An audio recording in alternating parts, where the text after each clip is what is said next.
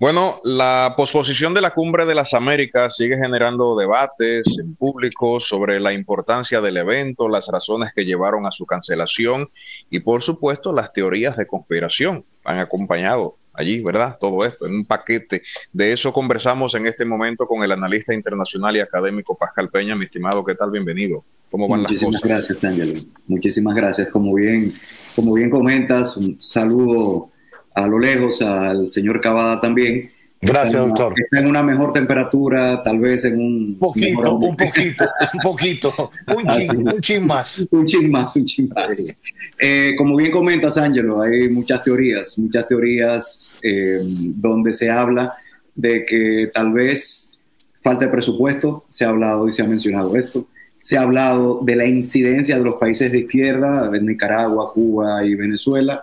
Se ha hablado de la imposición de Estados Unidos tal vez en su agenda, pero yo me parece, quiero entenderlo así, ha sido prudencia, ha sido una decisión prudente, resultado tal vez de que no teníamos, y esto quiero que lo tengamos bien claro, sí teníamos el detalle de aquellos países que habían cancelado asistencia, pero no teníamos, claro, los países que habían confirmado asistencia.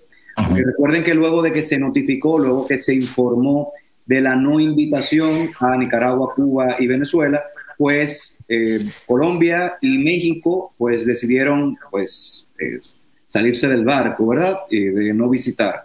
Entonces, la convocatoria tal vez iba a ser muy poca. Tomemos en consideración que tenemos ahí mismo ya la CELAC, en donde la CELAC sí logró o sí va a lograr una convocatoria todavía aún mayor.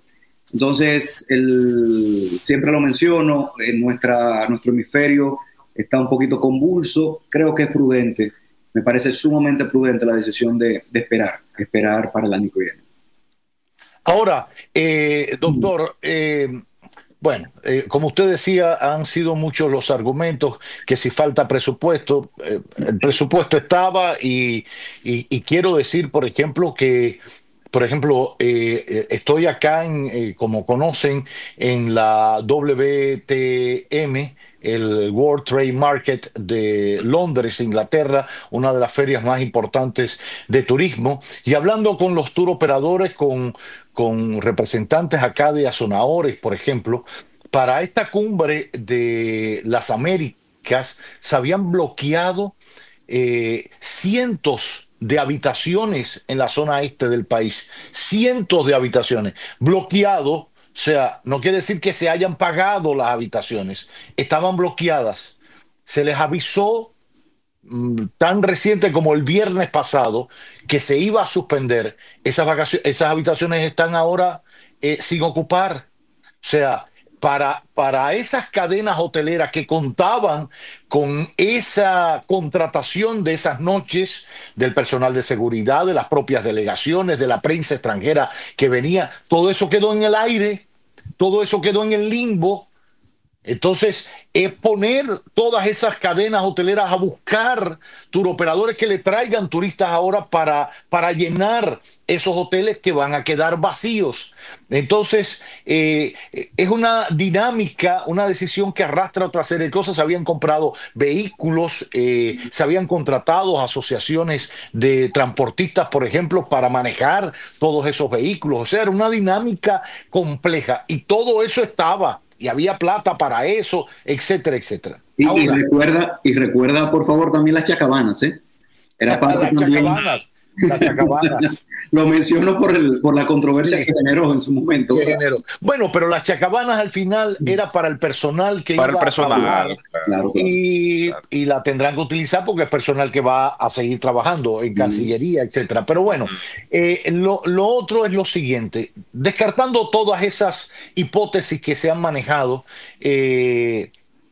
yo creo que hay algo real o tangible que es la participación o la poca participación al más alto nivel de los representantes de los países en esta mesa del diálogo. ¿Cuánto pesa, doctor? ¿Cuánto pesa la polarización en nuestro continente de los gobiernos, las enemistades entre ellos? ¿Por qué no tenemos la capacidad, aún no siendo amigos, para no decir enemigos, no siendo amigos, de sentarnos a la misma mesa a conversar? ¿Por qué no se da ese paso en América Latina? Europa lo hace.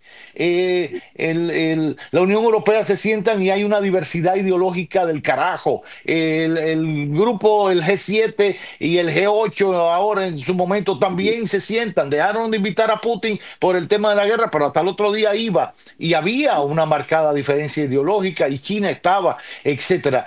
Y Trump va y se reúne con China y va y se reúne con el otro y no son amigos, quizás no sean enemigos per se. ¿Por qué nosotros no tenemos esa capacidad de hacerlo? ¿Pesa esa diferencia en la suspensión de la cumbre?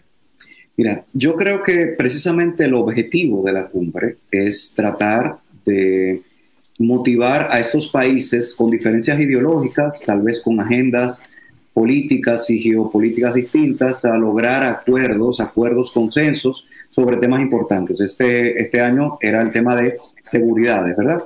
Ahora bien, nosotros hemos estado viendo este año múltiples situaciones. Una de ellas, tal vez la más relevante, la que podría llevar, digo podría solo como una posibilidad, podría llevar a un conflicto bélico con Venezuela. Y resultado de esto, de cómo se ha estado manejando desde la agenda norteamericana, varios países justamente algunos forzosamente se han unido o han matizado un poco el discurso con respecto a Maduro, si es necesario el uso de la fuerza para sacarlo o no. Pero también hemos estado viendo ciertas otras situaciones que me parece son también temas relevantes. Hace apenas unos días vimos cómo Perú tuvo una ruptura de relaciones bilaterales con México y así otras cuestiones. Entonces, creo, insisto, que no es solamente un tema ideológico. Yo creo que lo hemos visto en años anteriores. La cumbre se ha realizado en años anteriores. Lo que pasa es que la manera dominante en que Estados Unidos, hay que decirlo muy claro, Estados Unidos ha tomado el mando, Trump ha tomado el mando de la política exterior de Estados Unidos y el manejo,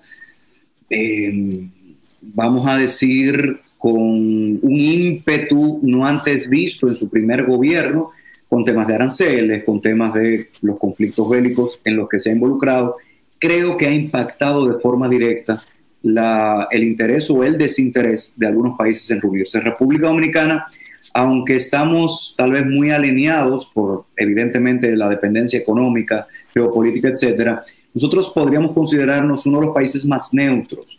Y cuando hablo de países neutros, estoy expresando que República Dominicana, evidentemente, por ejemplo, con el tema de Palestina, nosotros en su momento reconocimos a Palestina en el gobierno del presidente Fernández, pero nosotros no hemos expresado una postura, y así lo hablamos, bueno, justamente aquí en este programa, en la Asamblea número 80 no hubo una referencia en el discurso del presidente a estos temas. Entonces, yo creo, como bien comentas, Cavada, que sí hay una parte de la ideología, estamos viendo muy marcado izquierda y derecha. Sin embargo, lo que estamos viendo aquí es tal vez el desinterés producto de la nacionalización o tal vez el aislacionismo que un país está provocando a nivel hemisférico. Yo me confieso, me acosté un poco temprano, ¿verdad? El día previo al anuncio, me enteré fue al día siguiente, me tomó por sorpresa porque todavía el sábado en la mañana personal del MIREX seguía con la planificación de la cumbre y estaban precisamente haciendo preparativos, quedando un taller ayer, que generando allí un panel con periodistas, porque vamos para la cumbre en diciembre. Sin embargo, la cumbre se suspende. Me llegó un pensamiento a la mente y una persona que tiene, tal vez no tiene un manejo mucho más acabado que yo de la política internacional, me lo compartió sin yo siquiera decirle lo que estaba pensando. A mí me llegó a la mente que probablemente, y partiendo de las acciones militares que se han estado llevando a cabo en aguas del Caribe, Estados Unidos está ponderando la posibilidad de hacer algo en Venezuela. ¿Qué probabilidades hay de eso? Mira, ese es precisamente uno de los escenarios, justamente uno de los escenarios. Si toman en cuenta que incluso se emitió una alerta en una zona de vuelos comerciales entre Puerto Rico y Venezuela. Tomen en cuenta que viene un barco, este barco que es ahora no recuerdo el nombre, que es el barco más grande, en donde es el portaaviones más moderno que tiene. Y con mayor capacidad militar. Ahora no recuerdo el nombre, tiene el nombre de uno de los presidentes. Yo creo que es Gerald Ford. Creo que es el Gerald Ford, exactamente. Entonces, y que, bueno, se ha estado trasladando, y que Trinidad y Tobago, pues aceptó incluso que Estados Unidos, sus fuerzas, estuvieran cerca de sus costas. Esto es importante porque entre Trinidad y Tobago y Venezuela lo que hay son pocos kilómetros, ¿verdad? Esa es la razón por la que también Venezuela inmediatamente, Maduro, estableció, suspensión inmediata de todo tipo de colaboración, de cooperación en temas energéticos, etc. Entonces, si vas sumando cosas, suspensión en Nordón es la alerta donde tenemos la imposibilidad de que vuelos comerciales pasen por ahí. Si estamos viendo el acercamiento a costas, en este caso muy cerca de Venezuela, si estamos viendo que Estados Unidos está trayendo a este gran barco con capacidad militar que suma ya a los 5.500 efectivos que se encuentran, más barcos, recuerden que tenemos también submarinos, etcétera. Se habla, y esta es una de las teorías, se habla de que en los próximos meses, tal vez antes de que termine el año, pudiésemos estar viendo una incursión militar en Venezuela. Cuando hablo de incursión militar, evidentemente puede darse de dos maneras, o esencialmente una. Evidentemente Estados Unidos, recordemos Noriega, ¿verdad? Lo que sucedió en Panamá, mismos alegatos, estoy hablando de crimen organizado, estoy hablando de narcotráfico, evidentemente en ese momento control de Canal de Panamá, etcétera.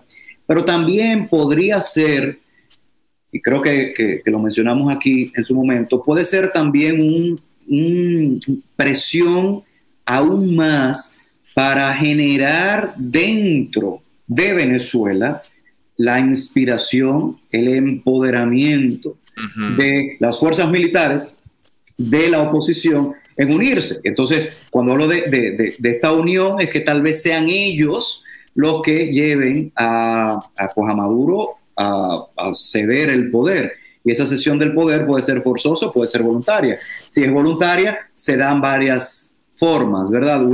Señores, vimos recientemente a la vicepresidenta Delcy, ¿verdad? Hablando descartando que había habido negociación con Estados Unidos, pero una posibilidad es esa, es una posibilidad negociada, una transición tal vez en 1 año, 2 años.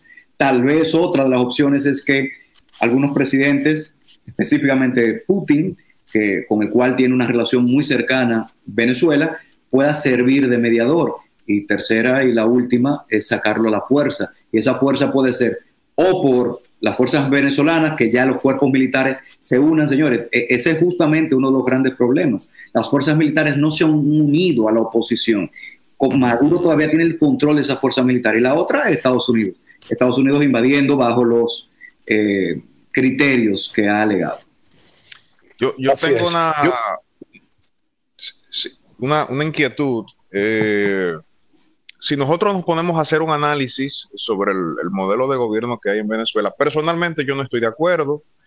Creo que Nicolás Maduro se ha impuesto, no con el apoyo popular, siendo un país democrático, amén de su modelo de gobierno inclinado hacia el socialismo. Esa es mi posición y creo que es la posición de mucha gente sensata, y perdón para el que piense diferente.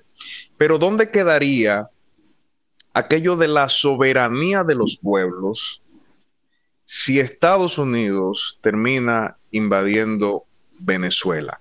¿Qué posición deberían de adoptar aquellos países que sí son democráticos? ¿Deberían de apoyar eso?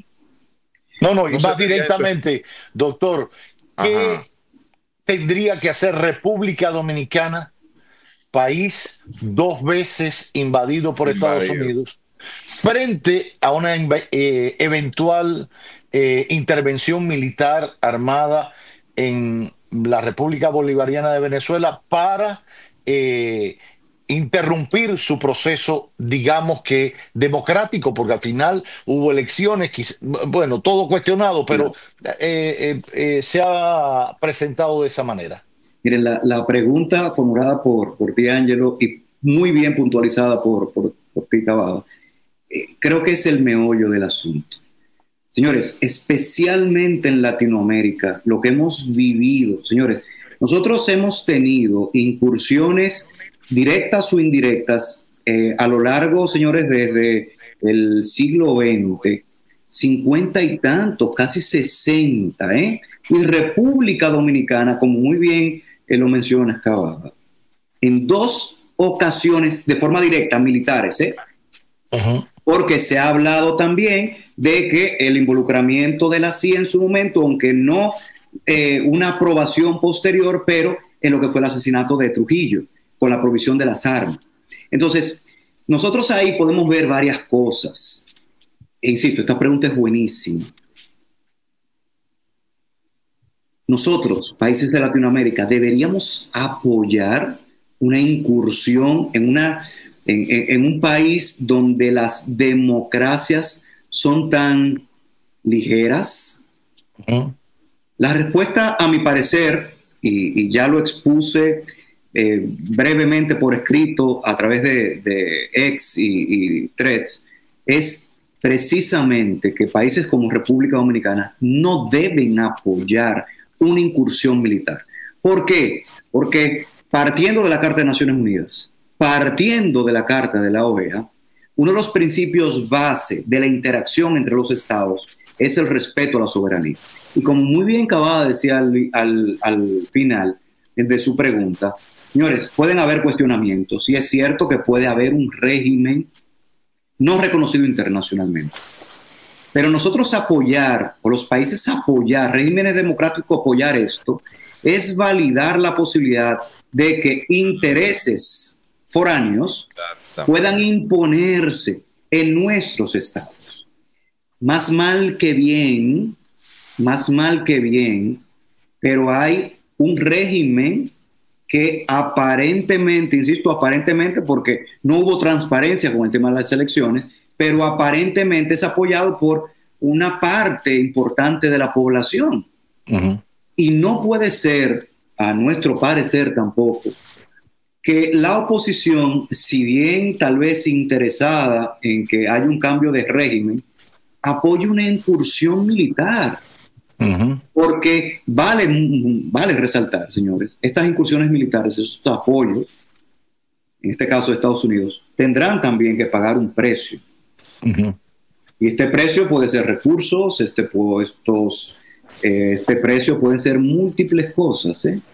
Entonces, uh-huh, hay que tener muchísimo cuidado. República Dominicana debe apostar a un cambio de régimen democrático a través de una transición democrática, a través de una tal vez renuncia clara y formal, a través de la intersección de mediadores o tal vez de buenos oficios de la OEA o de Naciones Unidas. Esa debe ser la apuesta, siendo coherentes, insisto, de los tratados internacionales y de los principios por los cuales, señores, sangre brotó. Así es, así es. De hecho, hay que recordar, ayer lo recordaba aquí, doctor, somos un continente que todos firmamos en un momento un un pacto, un acta de un continente de paz. O sea, somos un continente de paz y eso no puede ser letra muerta. Y el hecho de que no se puedan permitir atropellos a la democracia no quiere decir que se vayan a resolver por las armas y poniendo la vida de las personas en peligro y en juego, porque al final lo que trates de hacer por salvar la democracia, la ensangrentas y la mancillas. Entonces, y armas foráneas. Y armas foráneas por demás. Yo creo que incluso apostar a una salida violenta al conflicto venezolano es, y cuando hablo de salida violenta, es apoyar de alguna manera el uso de la fuerza foránea o externa en territorio venezolano, en un territorio que parte de un continente declarado zona de paz. Es afilar cuchillo para tu propia garganta. Lo digo porque la historia es muy bonita contarla ahora, que estamos de paños y manteles con los gringos. Mañana la dinámica de la vida, porque la vida es mucho más rica de lo que estamos contando ahora, y las tierras raras nos parece mejor, porque al final no será este gobierno quien negocie las tierras raras, porque es un proceso largo. Me han explicado hablando con los que están al frente de ese proyecto. Por citar solo un ejemplo, y mañana las tierras raras, el que venga en el 28 o en el 32, decide negociarlas con China, o sabe Dios con cualquier otro, y no con los americanos, y sobre pretexto de que no, que ese recurso, que esto, vienen y no entran a cañonazo también, y eso está bien, eso nos parece bien, y lo vamos a aceptar, y el resto del continente, ¿qué va a hacer?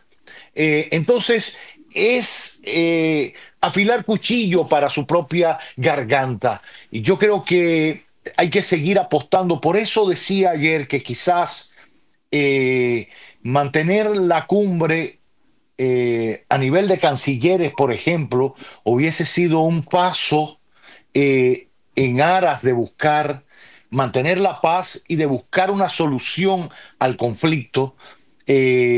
Quizás cuando estuviésemos reunidos en Punta Cana estaban sonando cañonazos en Caracas y Dios no lo quiera, pero si Lula se ha brindado a mediar a raíz de la reunión ahora en Malasia o en Asia con Trump en torno al tema venezolano, y hay que recordar que Lula cuestionó los resultados de esas elecciones en Venezuela y cuestionó el accionar de Maduro y se pusieron bravitos y siguen menos de caritas ahí.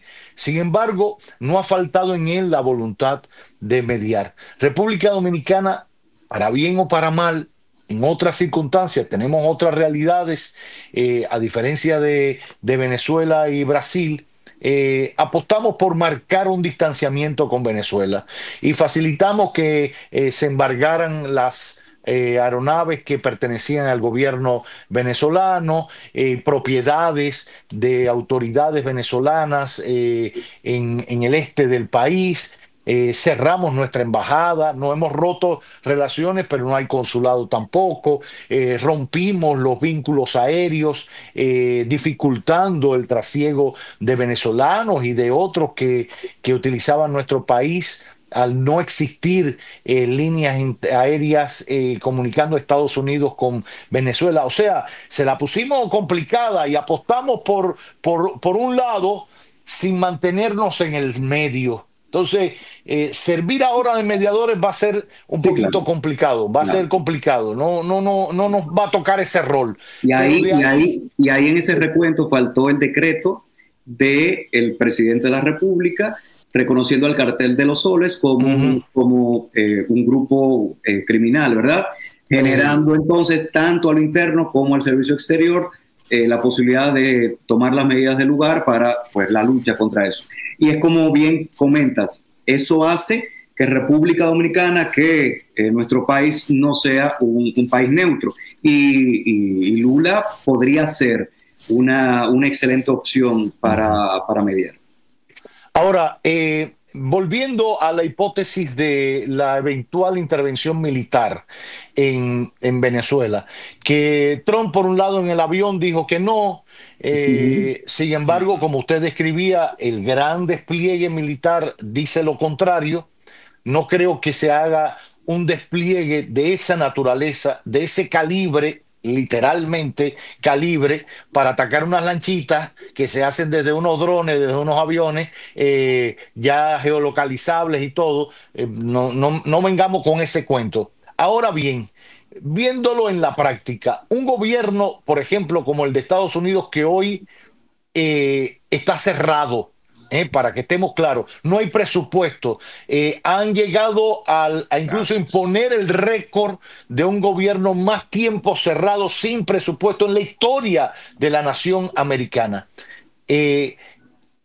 Viendo esa realidad, hay dinero para meterse en una guerra. O sea, porque viéndolo, digo, bueno, es verdad, todo eso está desplegado ahí. El mismo portaaviones, antes de llegar, ha pasado por 3 puntos. No sé si por una cosa estratégica o porque le falta dinero y han ido retrasando su llegada hasta que el Congreso apruebe la plata. Pero sin plata no se pueden meter en una guerra. Así es, así es. Y tampoco la inversión que ha generado esto, ahora renunciar a ella implicaría una decisión geopolítica ni económicamente efectiva. Y esto es importante. Ahora bien, Trump, o creo que fue Marco Rubio, expresó, y es un tema buenísimo que traes a colación, expresó que las fuerzas militares sí tenían garantizado su salario, sus beneficios. Y creo que eso es parte de las prioridades a las cuales Estados Unidos ahora mismo le está dando, ¿verdad? Ahora mismo, como efecto, está cerrado el tema de presupuesto. Se habla y ya ha estado sucediendo la cancelación de ciertos puestos federales importantes, pero en el caso de los militares, hasta el momento está garantizado según las propias declaraciones del presidente. Yo no creo, insisto, que luego de este traslado de barcos, de esta fuerza naval que se ha enviado a aguas internacionales, volverlas a traer a Estados Unidos, enviarlas, no creo que sea una opción actualmente. Yo creo que, como habíamos hablado hace un momento, la presión se está fortaleciendo justamente para tratar, tal vez incluso por los temas económicos, para tratar de concluir esta situación de una u otra manera en el menor tiempo posible, y tal vez en este año. Así es, así es. Hay que ver qué pasa finalmente con esta situación.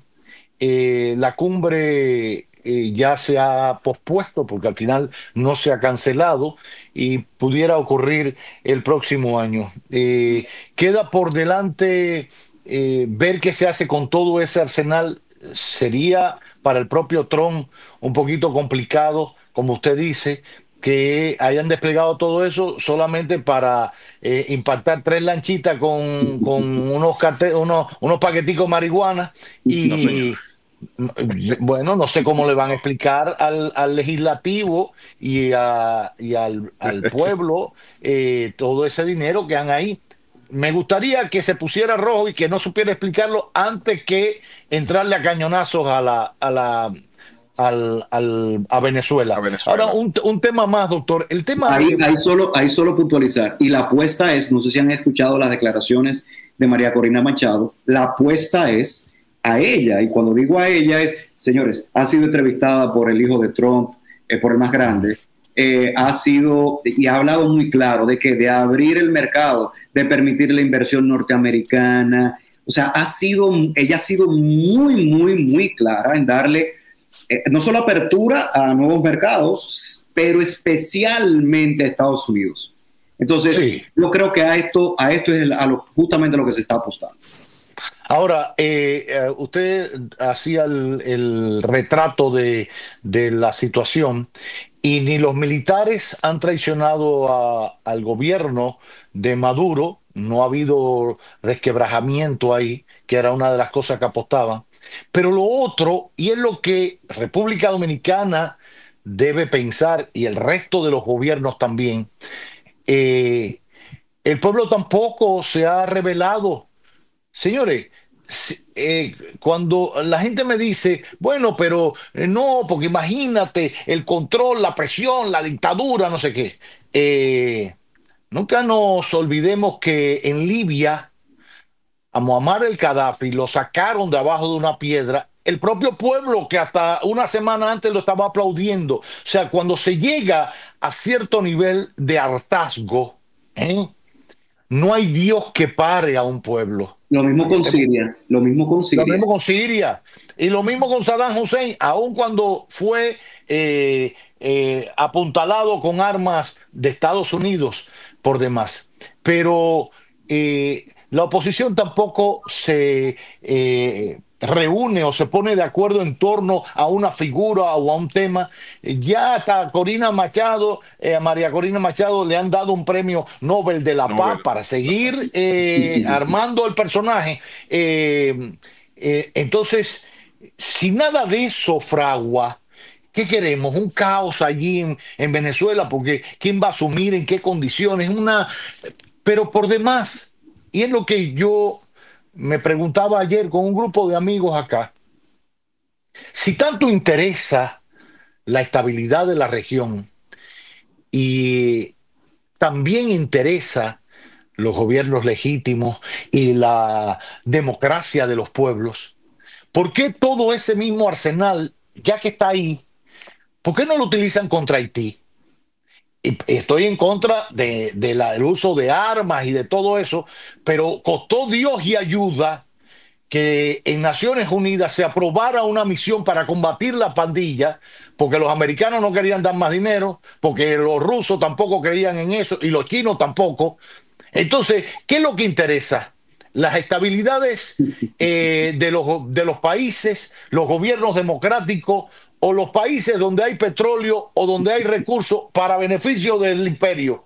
Es el mismo tema del imperialismo, no es un discurso trasnochado que estoy sacando, no es que me leí El Capital anoche, que además es muy voluminoso para leérmelo una noche, pero yo, espérate, no sigamos este juego de tonterías porque no es verdad. ¿Por qué no tenemos el mismo interés de llevarle democracia a los haitianos como a los venezolanos?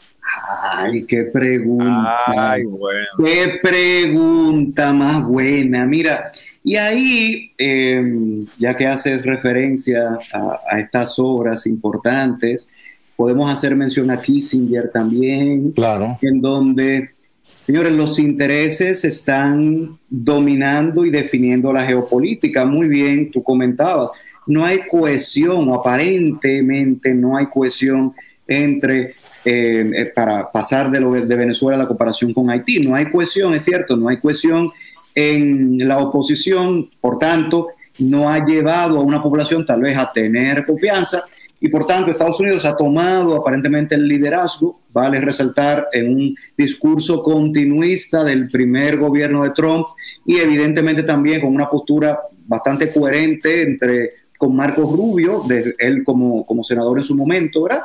Ahora bien, ¿qué podría aportar Haití? Fíjense, y aquí, señores, quiero hacer una breve mención a aspectos importantes de lo que ha estado sucediendo este año. Trump hablaba de seguridad nacional para los temas de anexar o proponer la anexión de Groenlandia.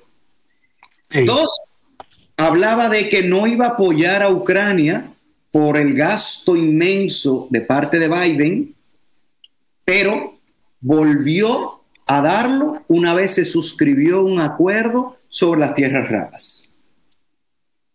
3, Venezuela.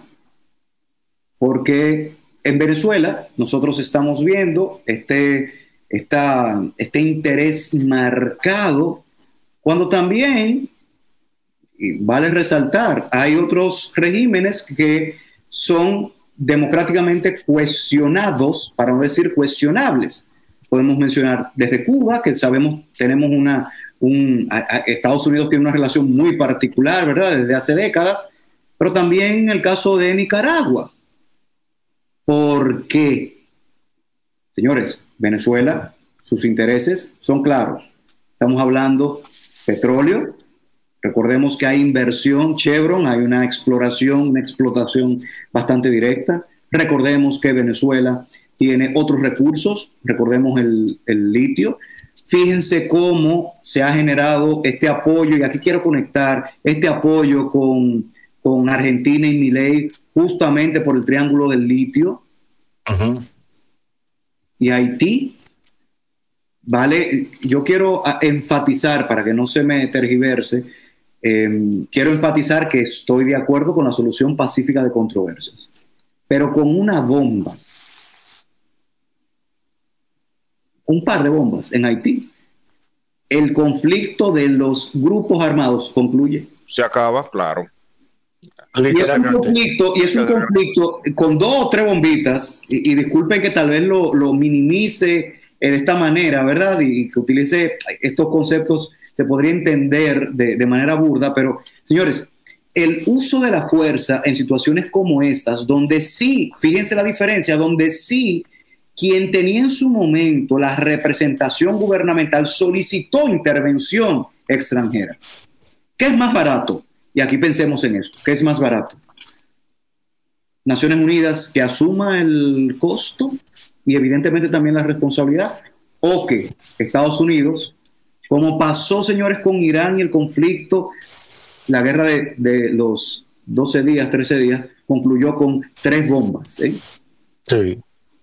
Entonces, los intereses sin dudas definen. Y aquí volvemos a estas grandes obras y estos grandes especialistas, ¿verdad? Como Kissinger, que hablaban de que la política estadounidense la define los intereses para el Estado. El gran hermano también, ¿verdad? El gran hermano, claro. Esta hegemonía norteamericana.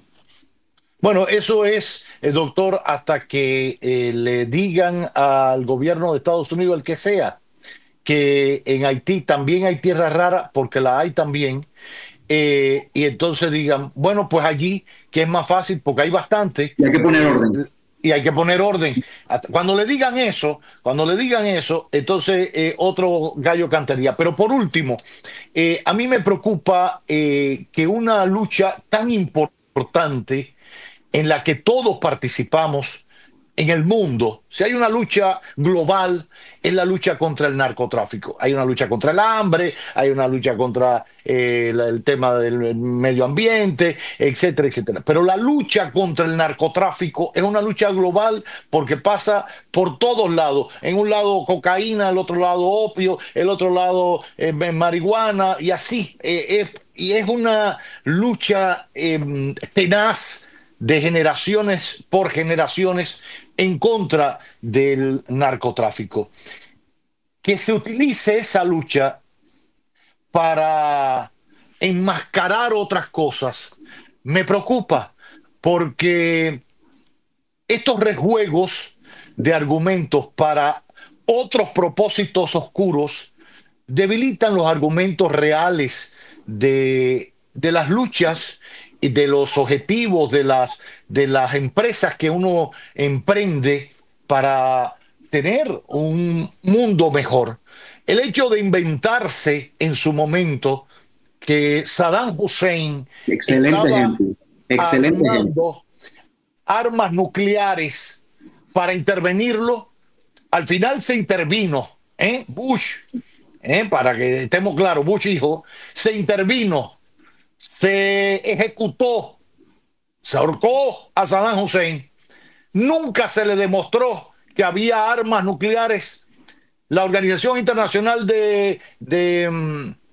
Atómica, al final, ya después de Saddam Hussein muerto, dijo que nunca se probó que allí se estaba fabricando un arma atómica o nuclear. Entonces, bueno, el caso de Noriega tenía, al final la razón se le dio porque se le pudo comprobar que tenía Ujú, ciertos ujú. vínculos con el narcotráfico, inducido por la propia CIA en su momento cuando él trabajó para la CIA, para no, para contar la historia completa.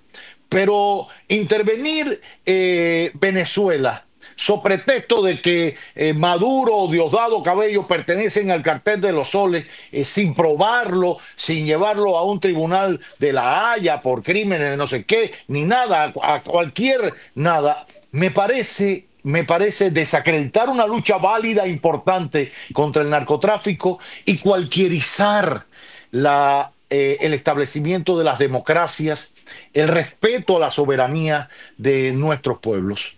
Y a los propios derechos humanos. Y fíjate esa Claro.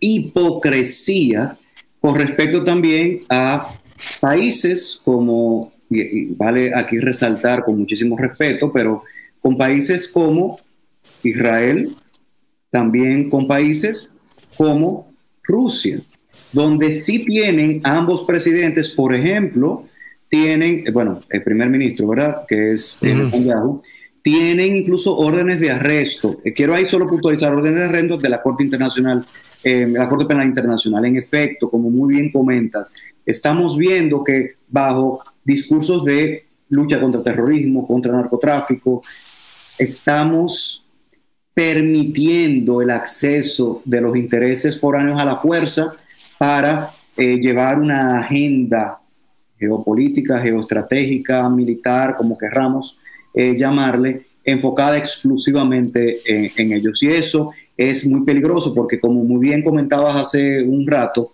señores, esto puede ser cíclico, ¿eh? La historia es cíclica. Y lo que estamos hoy permitiendo, upando, aplaudiendo, apoyando, nos podría llevar a nosotros eventualmente a ser condenados. El mejor ejemplo lo pusiste. Ahorita tenemos tierras raras y se reconocen las tierras raras como parte esencial de la estrategia militar de los Estados Unidos y para el mantenimiento tal vez de la paz hemisférica o del continente americano. Y nos llevan y nos controlan. En algún momento fue así. Lucha contra el comunismo, ¿verdad? Eso fue una de las excusas en su momento. O la protección, esa fue con la segunda, pero en la primera, la protección de los intereses y las inversiones norteamericanas que nos llevaron a el control absoluto de las aduanas y evidentemente la militarización. Entonces, por eso hay que apostar a la paz, a la solución pacífica y eventualmente también yo creo que hay que entender, y esto es específicamente al régimen de Maduro, hay que entender cuándo ir cediendo ya, cuándo salir, donde una situación sí es cierto que piensa y pondera los intereses de su pueblo. Entonces, entrar a una guerra no es no permitir la imposición de una potencia extranjera, pero tal vez eso mismo, una solución negociada a través incluso hasta de una administración como ha sido propuesta en Haití y en otros países. Señores, solamente pensemos en Siria. En Siria, y eso fue un buen ejemplo que mencionábamos ahorita, en Siria, quien es hoy el presidente interino, era miembro de Al-Qaeda, fue declarado terrorista en su momento y hoy es recibido por Unión Europea y por Estados Unidos. Así es. Entonces, hay que apostar a la paz y la solución pacífica. Así es. Yo, retomando lo último que usted acaba de decir, yo creo que el liderazgo de los hombres, sobre todo los que han sido designados por los pueblos para asumir los destinos de un país, se mide por tomar las mejores decisiones en los momentos más difíciles. Y si al final se está apostando a la soberanía, se está apostando a la paz, a no derramar sangre, a garantizar los procesos democráticos, a garantizar que no se interrumpan los procesos democráticos, que se respeten las constituciones de los países. Si en ti está la solución, en ti como persona, yo creo que lo más sensato y justo, por verlo de otra manera, es no pensar que vas a ceder por permitir una imposición externa. Es por garantizar la paz de tu pueblo, por garantizar la soberanía de tu pueblo, porque no haya sangre en tu pueblo. Dejándolo todo claro, utilizando los propios mecanismos democráticos, porque no es que Maduro ceda para que se sienta María Corina, porque tan malo es mantenerse como permitir que alguien siguiera elecciones sin ser electo por el voto popular, asuma una presidencia del país porque le impone una fuerza foránea. No, no, pero eso es un disparate total. Si María Corina quiere ser presidenta, pues que vaya a elecciones. Ah, que no le permitieron aquella vez, es verdad. Otro disparate del sistema, un disparate. Y hubo que buscar corriendo a un señor muy mayor por demás, que creo que ni ha podido hablar en estos días. Y se convocan elecciones y hay un proceso transitorio donde se reconoce al partido bolivariano y a todos los que participan en aquello, porque ahora no es una cacería de brujas tipo el marcantismo contra los comunistas y con la cosa. No, no, no. Es contar con todo, es facilitar una salida democrática, pero hay que ir a las urnas. Hay que ir a las urnas porque esa es la verdadera democracia, la elección del pueblo. Lo demás es tan dictadura como la que puede haber. ¿Ok? Imponer a una gente en la presidencia, traída, escoltada por bayoneta, es tan jodido como aceptar aquellas elecciones que nunca fueron convincentes para el resto de América Latina. Entonces, ojalá se sopese esto bien para el bien de todos. De eso se trata. Doctor, gracias. Gracias, Cavada. Solo decir que estoy plena y absolutamente de acuerdo con lo que acabas de plantear. Yo creo que la solución es eso, un llamado tal vez a elecciones y que se presente. Si Maduro, lo dudo, ¿verdad? Pero si Maduro vuelve como ejercicio de democracia a ser electo, pues bien, pero hay que dar la oportunidad y que la democracia sea la que decida, que sea el pueblo quien decida. Así es. El doctor Pascal Peña Pérez acompañándonos en este magazine que no tiene nombre.